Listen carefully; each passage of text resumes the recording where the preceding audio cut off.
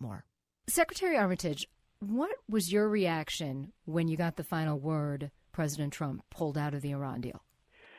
Well, I wasn't surprised he said he'd do it. I just thought it was done in a heavy-handed way, and he had no plan B. What are we going to do now? So I wasn't surprised. I just was appalled at the sort of bullish way he did it. What happens now? Because I also understand a few of the European countries are saying they would go ahead even without the U.S. Well, they are saying that, and that brings into question the secondary sanctions from the United States. This was part of a problem in the way we went about getting out of the JECPOA. It seems that the Trump administration only thinks about today and never thinks about tomorrow. So when you think about your time at the State Department and working with George W. Bush, other presidents you've worked with, been connected with, how would you compare and contrast the way President Trump went about this particular situation and then more generally international affairs? Well, I'm not a big fan of the manner in which our president conducts himself. I do respect the fact that he is our president, but I don't think he conducts himself with foreign leaders in a way that brings great merit upon the United States. Certainly, I've worked for George Bush 41, George Bush 43, Ronald Reagan. I even worked briefly for Bill Clinton. And all of those gentlemen treated leaders with dignity and respect, and that seems to be something that's in short demand these days in Washington. Let's talk about some of the other hot areas of the world right now. It is getting applauded that on June 12th, the leader of North Korea and President Trump will meet in Singapore for a summit. Any predictions about that one? Oh, I don't think I'll predict how happy they're having it. I think it's always better to be speaking with your mouths rather than your fists and your feet. We'll see if our president is the deal maker that he says he is. I think, frankly, it's just the beginning of what's going to be a longer process. And I just hope that the U.S. side does the proper preparation for that long process. I'm talking with former Deputy Secretary of State Richard Armitage. He served under George W. Bush in that capacity and has worked with several other presidents. He has great insight as to the mindset and the advisory role that people like him and others play, as well as the news that's going on around you when these things are happening. We're talking with him about President Donald Trump and our current state of international affairs. So, Secretary Armitage, let's talk about the headlines going all around this. When you were working with President George W. Bush, social media wasn't as prevalent. It was probably in its infancy, if at all. So the reaction time could be a little more deliberate. How does that play into things that are happening currently? I think it actually puts a higher premium on knowing exactly where you are and where you want to go. That is, having a strategy. And if you do have a strategy and you do think about tomorrow, then you're not thrown off course by social media and things of that nature. It is when you make it up brand new every day, which apparently this administration is doing, when you get thrown off track. But you're exactly right.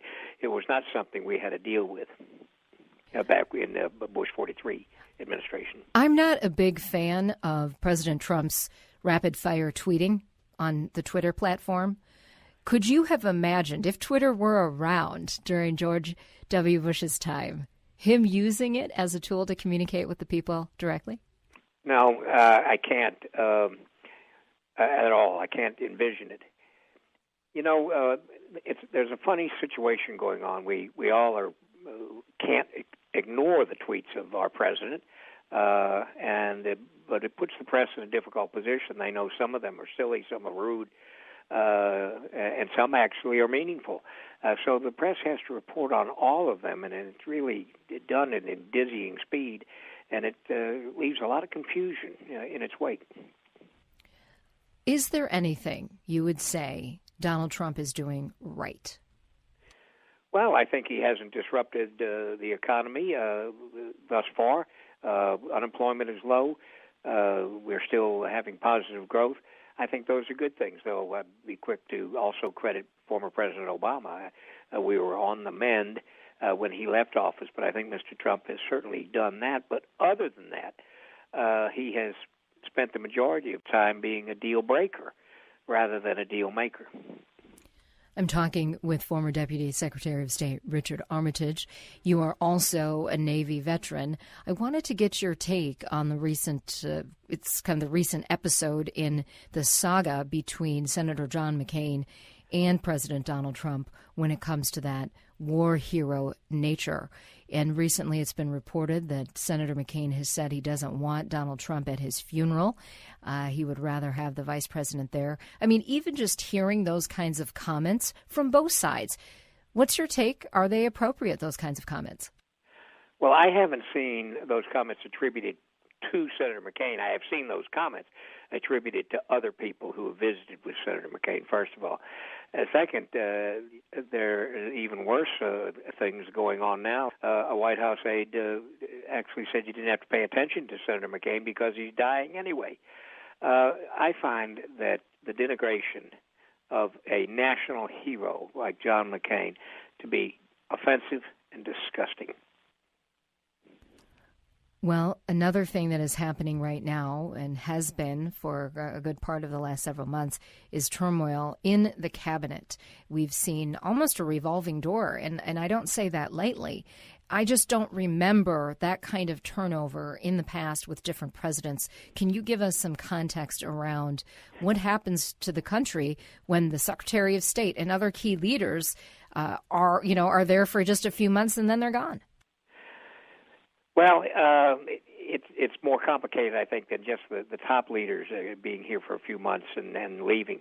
Many of the cabinet offices themselves are not filled with the mid-level and senior-level people you need to actually run a great bureaucracy like ours. So we're not getting out of our civil servants what we should be getting out of them, what the American people should be able to expect.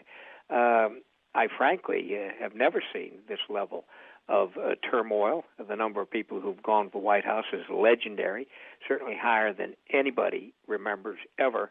But I also, at the same time, wonder why many of these people stay. The president denigrates them, doesn't listen to their advice. Have they no pride? As we wind down with Secretary Armitage, I know you don't like to predict, but I would love to get your take from your wealth of experience and knowledge and really being in those inner mechanisms. What would you say is our biggest strength right now as a nation, and what's our biggest challenge or gap?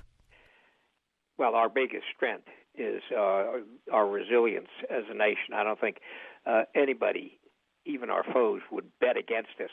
Our biggest challenge, however, is to get past the great chasm that separates our country and leads to this lack of civility that we see almost every day on our airwaves and televisions.